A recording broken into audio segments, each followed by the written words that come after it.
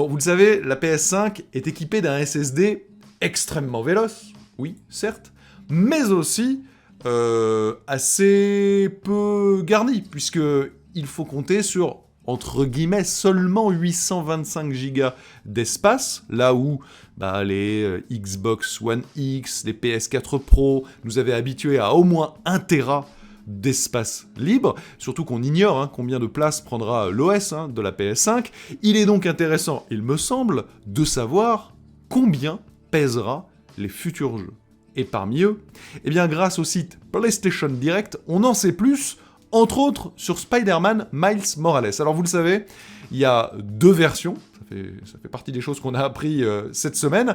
La première version, il s'agit de la launch version.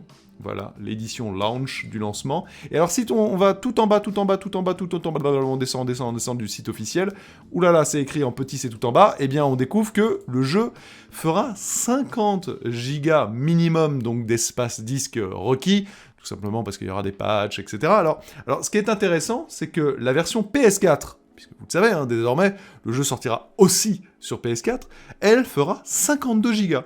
Donc la version PS5, 50 gigas, version PS4, 52 gigas, ce qui quand même fait penser que ce que je vous évoquais il y a quelques temps, à savoir que grâce au SSD, il n'y aura pas de duplication de données, etc. Alors, est-ce que c'est une erreur sur les listings, ou est-ce que c'est 2 gigas, justement?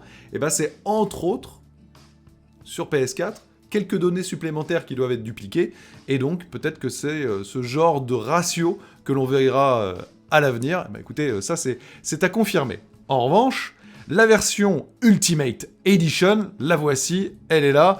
Bon, elle est plus costaude puisqu'elle inclut, vous le savez, le remaster de Spider-Man, donc le jeu complet initial mais remouliné à la sauce ray tracing et compagnie, donc sur PS5. Eh bien, elle, regardez, c'est ici, c'est 105 gigas de requis pour le titre. Et il y en a un autre pour l'instant, il y a 2 jeux qui ont été listés avec leur poids, et il s'agit de Demon's Souls. Alors pareil, regardez, on va aller toujours sur le site officiel américain, et tout en bas,